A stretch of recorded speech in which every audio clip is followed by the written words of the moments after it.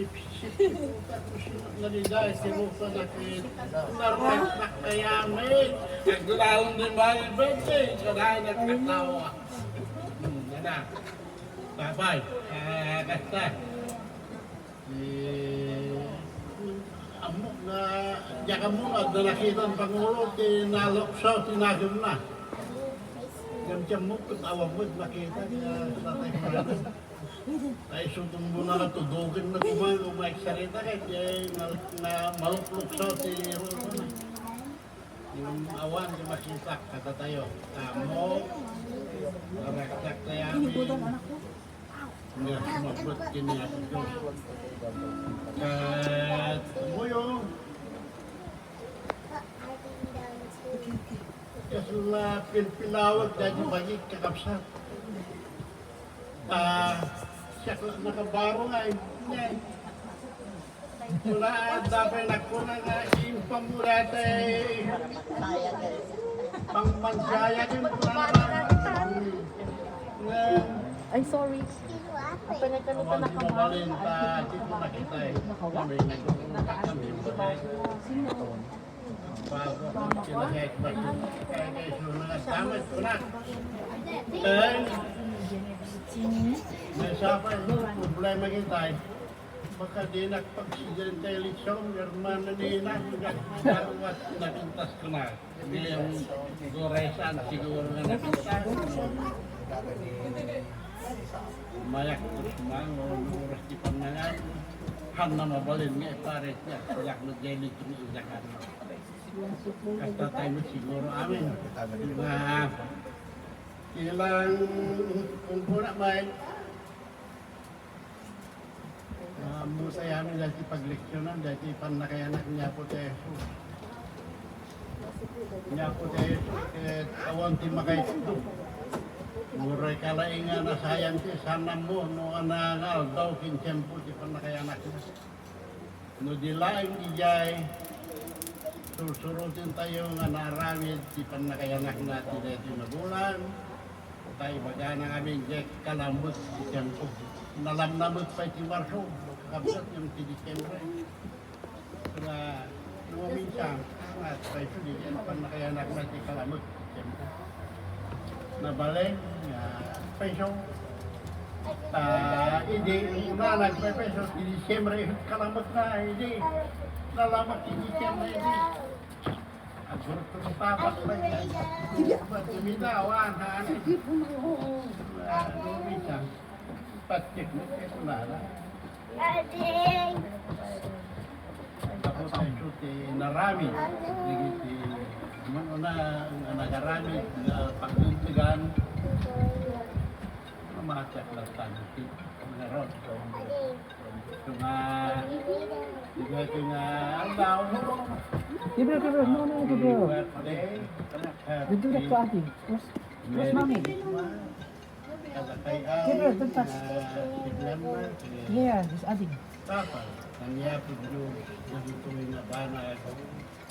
Nga iyan tayo. Di pa nang sabat tayo. Pick up yung tablet. Kaya na Pick up yung tablet dito. Narasak tayo.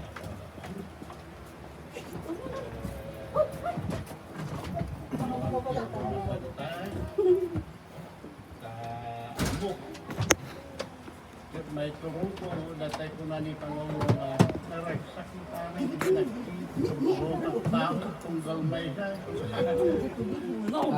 Han na kaya't siguro may ito doon, yung Pangulo mabunak, sarito ko mo. Naraksak kami, naraksak, hindi ba tayo? Kaya nasawin nga ron nga, panang sabot tayo, panang celebrar tayo. Hindi kaya pang nakayanak niya po tayo sa naraksak tayo. Kahit amok, awag di na maragsakan,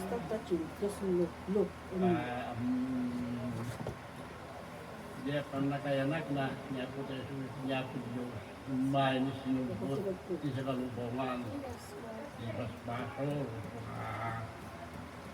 kagaragot na awang ti maruksa ti Rupa, kanagduksaw na ti Rupa. ayaw niya po Diyos, di mag-aanda tayo amin kinabsat. Ano nga mabarsada turas kakabsat man ni patayo na lang ti iso nga pagdaydayaw ko ti Apo takudanan niya tinaysagana yung kunana itay ti Apo na espirituan na nakpala ni datod nga kanta si Apo yung kakatayanan. Magragsak pa'y nga rod ita I want more for chocolate. alin tuademi I want some more for chocolate. may siyasad na indaklan I want some more for rebeng chocolate. pa'y apadayawan. The first Christmas without Dad, but we rejoice that we will see him again in heaven.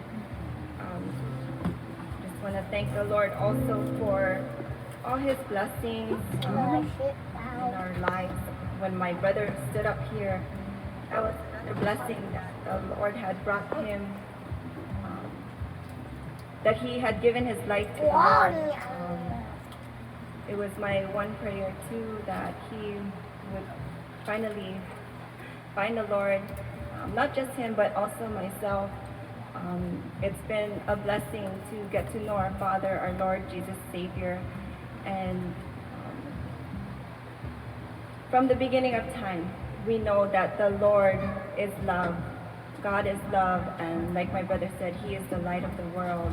He brings joy, he brings peace, he brings grace and mercy and to us.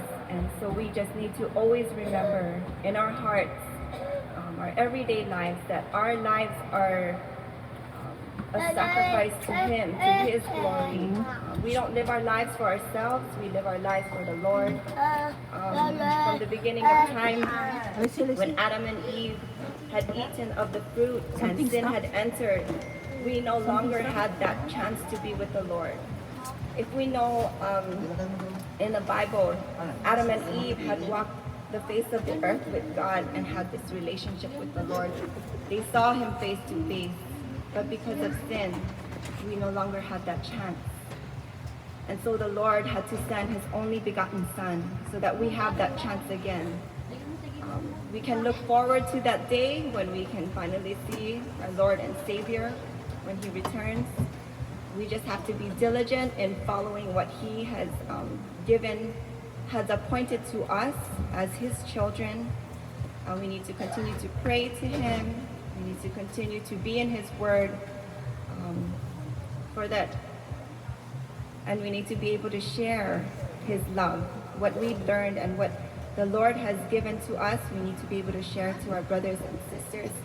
And like Manam Virgie asked, the Holy Spirit had asked, what gift can you give to the Lord? And that's the gift that we can give, is just to abide in him, he abide in us.